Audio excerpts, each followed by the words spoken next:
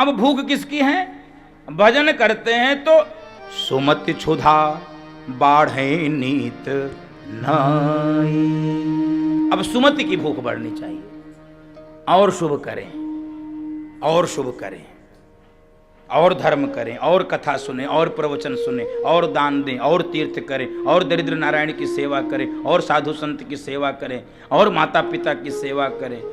ये भूख जब बढ़े तो समझ लो भजन लाभ कर रहा है, और यदि ये भूख ना बढ़े तो समझ लो भजन केवल हो रहा है कर्मकांड के रूप में, इसका परिणाम नहीं हो रहा है। भूख बढ़नी चाहिए, शुभ की भूख, सुमति क्षुधा बाढ़े नित नहीं। और तीसरा, डॉक्टर ने पूछा था कि कमजोरी समाप्त हुई कि नहीं, इंद्रियों में बल आया कि नहीं, हाथ पांव काम करने लगे कि नहीं, तो तीसरी क्रिया होनी चाहिए भजन के परिणाम के रूप में कि कमजोरी समाप्त होनी चाहिए। और किसकी कमजोरी? विषय आस दुर्बलता, विषय की, इंद्रियों के जो विषय होते हैं, रूप शब्द स्पर्श रूप रस गंध, यही इंद्रियों के विषय होते हैं। शब्द स्पर्श रूप रस गंध, ये कमजोरी समाप्त होनी चाहिए। आहा, शुभ की भूख बढ़नी चाहिए और विषय वासनाओं की कमजोरी समाप्त हो जाए तो समझ लो भजन लाभ कर रहा है, जीवन में निश्चिंतता आ जाए, भजन लाभ कर रहा है। भरद्वाज ऋषि से भगवान की चर्चा प्रारंभ हुई। भगवान कह रहे हैं, गुरु जी हमको आगे जाना है वनवास के लिए, हम किस मार्ग से जाएं? दर्शन कीजिए प्रसंग का। पूरे संसार को जो रास्ता दिखलाता है वही स्वयं रास्ता पूछ रहा है। राम सप्रेम कहु मुनि पाहि, राम सप्रेम कहु मुनि पाहि, नाथ कहिया हम, नाथ कहिया हम केहि मार्ग जाई, राम सप्रेम कहु मुनि पाहि, राम सप्रेम कहु मुनि पाहि। सारे संसार को जो रास्ता दिखला रहा वो रास्ता पूछ रहा है, नाथ कही हम केहि मग जाहि, हम किस मार्ग से आगे जाएं। हम इसलिए भटक रहे हैं क्योंकि हमारे जीवन में कोई हमको रास्ता दिखलाने वाला नहीं है, और यदि कोई है भी तो हम उससे पूछना नहीं चाहते। कोई है भी यदि सौभाग्य से तो हम उस सौभाग्य का दर्शन नहीं करते हैं, और सामान्य रूप से तो हम जीवन में किसी से कुछ पूछना ही नहीं चाहते। भगवान यहां गुरु महिमा स्थापित कर रहे हैं। जीवन में मार्गदर्शक की क्या भूमिका होती है, पथ प्रदर्शक की क्या भूमिका होती है, जीवन में गुरु की क्या भूमिका होती, महत्व क्या होता है, आज भगवान स्थापित कर रहे हैं भरद्वाज ऋषि से यह पूछकर, नाथ कही हम केहि मग जाएं, हम किस मार्ग से आगे जाएं। और हम लोग इसलिए भटक रहे हैं, हमको पता ही नहीं है कि हमको जाना कहां है, हम आए कहां से हैं और अंत में हमको कहां जाना है, हमको कुछ नहीं पता है। 4 बातें निवेदन करता हूं मैं अपनी कथाओं में, आपसे भी निवेदन करूं। 4 बातें जीवन में सदैव याद रखिए, बार बार उसके उत्तर को खोजिए। कौन सी 4 प्रश्न हैं और कौन से उत्तर खोजना है, दर्शन कीजिए। मैं कौन हूं, इस संसार में क्यों आया हूं, आने के बाद कर क्या रहा हूं, और अंत में मुझे जाना कहां है। मैं कौन हूं, इस संसार में क्यों आया हूं, आने के बाद कर क्या रहा हूं, अंत में मुझे जाना कहां है। Who am I? मैं कौन हूं। कई बार लोग कहते हैं ना संसार में, आपने सुना होगा, ऐ सुनो हमको तुम जानते नहीं हो, मैं कौन हूं। ऐसा लोग बहुत लोग कहते हैं, हमको जानते नहीं आप, कौन है हम। और फिर क्या कहते हैं, जब अगला व्यक्ति कहता हाँ हम नहीं जानते, सुनिए संसार के व्यवहार से उत्तर लीजिए। तो जब अगला व्यक्ति कहता हाँ नहीं जानते हैं, सुनो अभी हम बता देंगे हम कौन है। हाँ भाई हम बता देंगे हम कौन है। वही उत्तर भी दे रहा है। पहले कह रहा सुनो हमको जानते नहीं हो कौन है हम।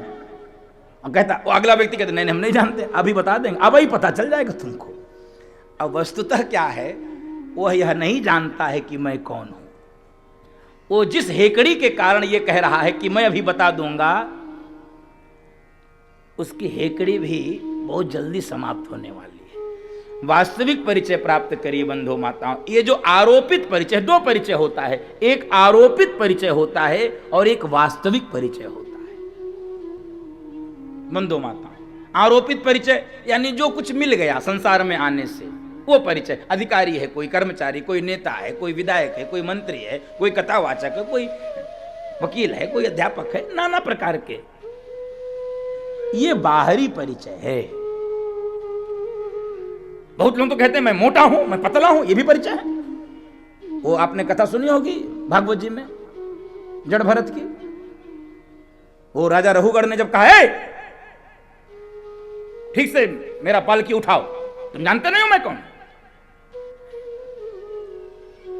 मैं सिंधु सौवीर देश का महाराजा राजा रघुगढ़ हूं, मैं तुमको भी दंड दूंगा। तो जैसी दृष्टि होनी चाहिए, दर्शन कीजिए, किसको तुम दंड दोगे, कौन मोटा है कौन पतला तुम समझते हो?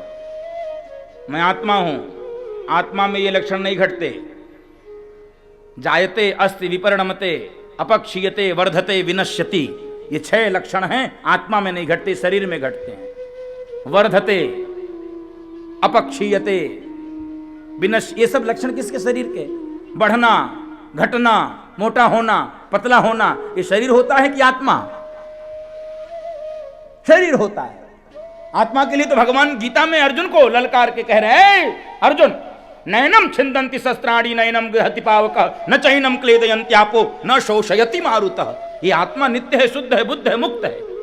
इसको शस्त्र जला नहीं सकते, शस्त्र अग्नि जला नहीं सकती, शस्त्र मार नहीं सकते हैं, वायु सुखा नहीं सकती, पानी गला नहीं सकता। आप नित्य हो, शुद्ध हो, बुद्ध हो, मुक्त हो। हम मानकर चल रहे हैं हम न जाने क्या है क्या है। हमारा वास्तविक परिचय अभी हमसे नहीं है, हमको हमारा परिचय नहीं पता। और इसी परिचय को कराने के लिए आदि जगत गुरु शंकराचार्य भगवान ने एक स्तोत्र लिखा है।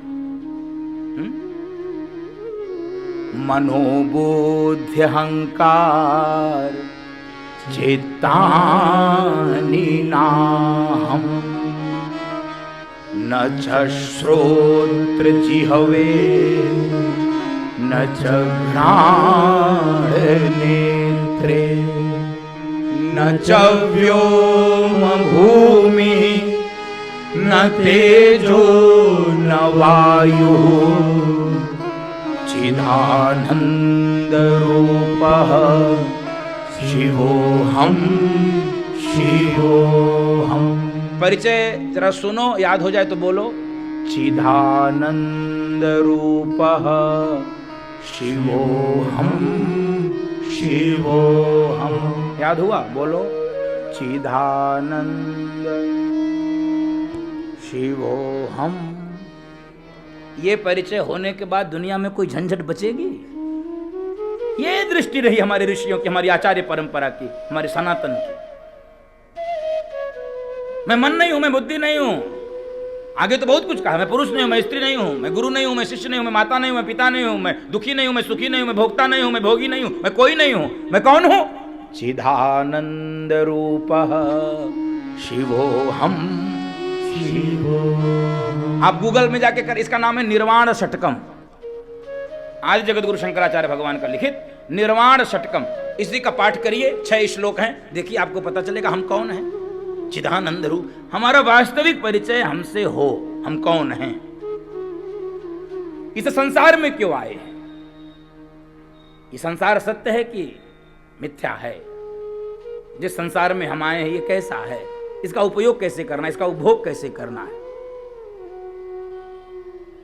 तो बंधु माताओं, आपकी जिज्ञासा के समाधान के लिए भगवान शंकर मैया पार्वती से कह रहे, उमा कहूँ मैं अनुभव अपना, उमा कहूँ मैं अनुभव अपना, सत हरि भजन जगत सब सपना, सत हरि भजन जगत सब सपना। ये संसार सत्य नहीं है बंधु माताओं, और यदि सत्य होता तो इस संसार से कोई जाता नहीं। इस संसार में क्यों आए हैं इसका तो आप खूब विवेकपूर्वक विचार करिएगा। मैं लंबा भाषण दे सकता हूं इस विषय पर, लंबा। हम क्यों आए हैं, परमात्मा ने भेजा क्यों है। परमात्मा ने जो ये मनुष्य शरीर दिया, चौपाई सबको याद है, गाओ। बड़े भाग मानुष तन पावा, बड़े भाग मानुष तन पावा, सुर दुर्लभ सब ग्रंथ निगावा, सुर दुर्लभ सब। अब करना क्या है चौपाई में, साधन धाम मोक्ष कर द्वारा, साधन धाम मोक्ष कर द्वारा, पाई न जेहि परलोक सवारा, पाई न जेहि परलोक सवारा। दोनों चौपाइयों में प्रश्न और उत्तर। बड़े भाग मानुष तन पावा, और मैं तो दो प्रकार से बोलता हूं इस चौपाई के अर्थ को।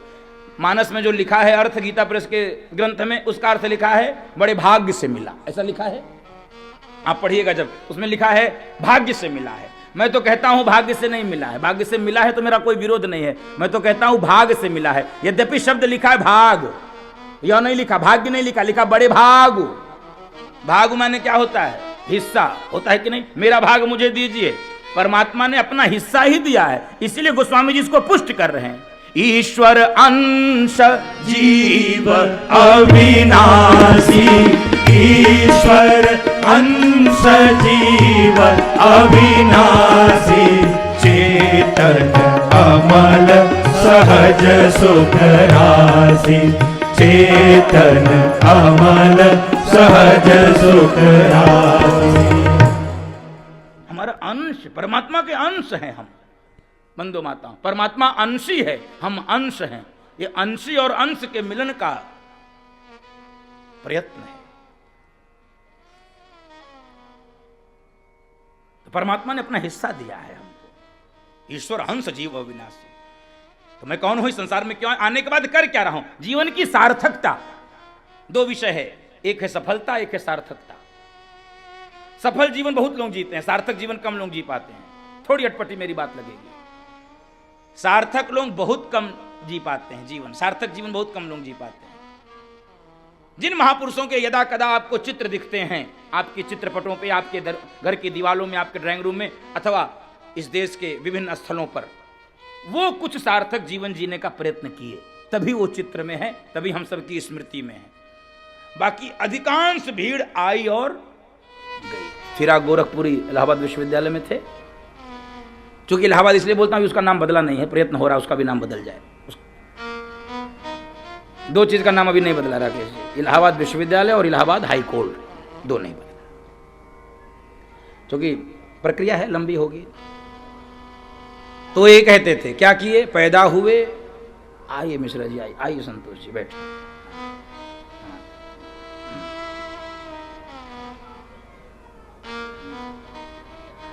हम तो धीरे धीरे गद्दे कम करवा रहे थे, लेकिन गद्दे वाले बढ़ने लगे, तो ये अच्छा है, ये शुभ संकेत है। मैं गद्दे कम करवा रहा था।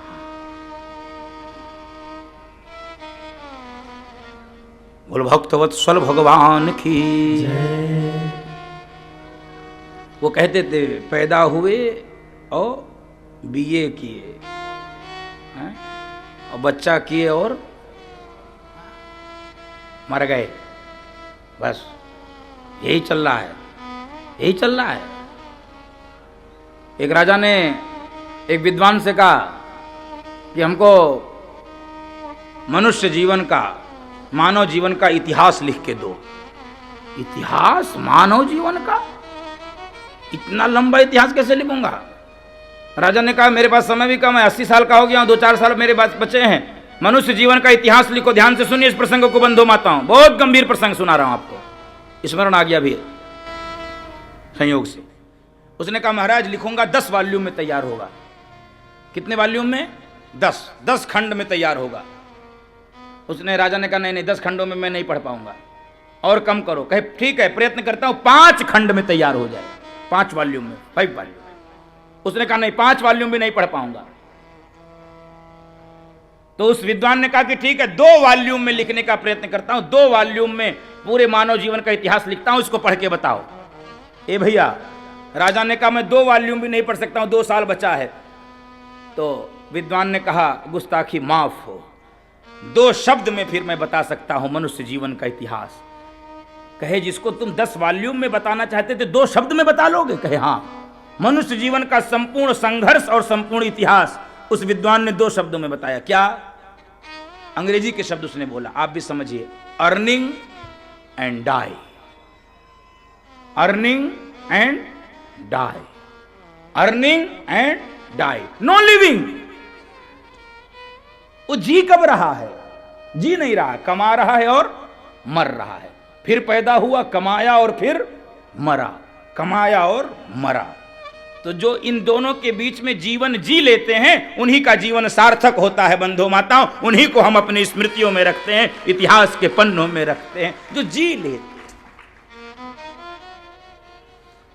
मैं ऐसे ही महापुरुषों की एक गाथा प्रारंभ किया हूं पूरे देश में, अभी राकेश जी ने कराई थी अयोध्या जी में। हाँ, जिन्होंने सार्थक जीवन जिया, ऐसे महापुरुषों से बलिदानियों का जीवन हम इस व्यासपीठ से गाएं, हम सुने, वो शौर्य गाथा। मेरा रोमांचित हो जाता है शरीर उन महापुरुषों का नाम लेकर, मेरी वाणी धन्य हो जाती है बंधु माताओं, जिन्होंने सार्थक जीवन जिया, छोटी छोटी अवस्था में देश के लिए, धर्म के लिए बलिदान हो गए, छोटी छोटी अवस्था में। धन्य है वो गुरु गोविंद सिंह का परिवार। इसी दिसंबर महीने में 21 से 27 दिसंबर के बीच पूरा परिवार बलिदान हो गया। धन्य है गुरु तेग बहादुर का बलिदान, धन्य है बंदा बैरागी का बलिदान, धन्य है पन्नाधाय का बलिदान, धन्य है महाराणा प्रताप का बलिदान, धन्य है छत्रपति शिवाजी महाराज का बलिदान, धन्य है चंद्रशेखर आजाद का बलिदान, राम प्रसाद बिस्मिल का बलिदान, धन्य है वीर अब्दुल हमीद का बलिदान। बंधु धन्य है, ऐसे महापुरुषों का जीवन सार्थक है, इसलिए मैंने इनका नाम लिया अपनी वाणी को धन्य करने के लिए, तो हमारा जीवन भी सार्थक हो सके, हमारा जीवन सार्थक हो सके। मैं क्यों आया हूं इस संसार में, कर क्या रहा हूं, और अंत में आने के बाद हमको जाना कहां है, इसका भी बोध रहना चाहिए। आए हैं हम जहां से, जाएंगे हम वहीं जाना है, इसका बोध रहना चाहिए। इसलिए आपके कर्म में फिर पवित्रता बढ़ेगी, फिर आपके कर्म में शुद्धि बढ़ेगी, फिर आपके कर्म में आनंद होगा। जब आपको ये लग जाएगा कि हाँ ये आए हैं, थोड़ी देर की यात्रा है, फिर हमको अंत में वहीं जाना है, फिर आपके कर्म में पवित्रता बढ़ेगी। मेरे व्यासपीठ का भरोसा है, जब आपको इस बात का बोध हो जाएगा। और ये बोध कराने के लिए कथाएं हैं, ये प्रवचन, ये व्यासपीठ है। कहां जाना है? भरद्वाज ऋषि ने भगवान के लिए 4 शिष्यों को बुलाया, 4 शिष्यों को। 50 आ गए, फिर 4 शिष्यों से कहा जाओ राम को आगे। भगवान राम यही स्थापित कर रहे हैं बंधु माता, जीवन में गुरु की क्या भूमिका होती है। एक जैन संत ने बड़ी सुंदर व्याख्या की है, जिसका कोई गुरु नहीं उसका जीवन शुरू नहीं। गुरु की महिमा क्या है? जिसका कोई गुरु नहीं उसका जीवन शुरू नहीं। और उदाहरण दिया है पतंग और पतंगे का। दर्शन कीजिए, पतंग और पतंगे दोनों में अक्षर समान है, मात्रा का भेद है। पतंग और पतंगा दोनों में 3 अक्षर है, मात्रा का भेद है। दोनों में अंतर क्या है? एक मनमानी है, एक बुद्धिमानी है। एक मनमानी है, एक बुद्धिमानी है। एक मार्गदर्शक लेकर चलता है, मार्गदर्शन लेकर चलता है, और एक स्वच्छंद चलता है। दोनों का परिणाम क्या है? पतंगा स्वतंत्र होता है, पतंगा स्वतंत्र होता है, लेकिन वो किसी दीपक की लौ में जलकर राख व खाक हो जाता है। पतंग परतंत्र होती है, पतंग की डोर किसी व्यक्ति के हाथ में होती है। और बंधु माताओं, वही पतंग आकाश की ऊंचाइयों को छूती है जिसकी डोर किसी के हाथ में होती है। ऐसे ही हमारे जीवन की डोर किसी सदगुरु के हाथ में हो जाए, वो भी हमको उड़ाता रहेगा, वो भी हमको उठाता रहेगा, वो भी संसार का दर्शन है।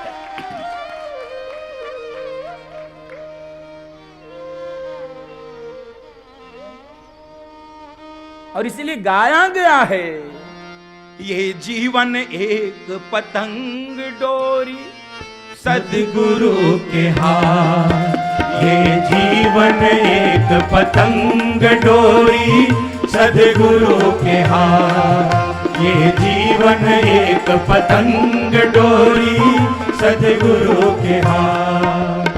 ऊपर उड़े या नीचे आवे, ऊपर उड़े या नीचे आवे, ऊपर उड़े या नीचे आवे, ऊपर उड़े या नीचे आवे। रे मन मेरे क्यों घबराए, रे मन मेरे क्यों घबराए। वही उठावे वही गिरावे, वही उठावे वही गिरावे। श्री हरि खेल रहे तेरे संग डोरी सदगुरु के हाथ। श्री खेल रहे तेरे संग डोरी सदगुरु के हाथ।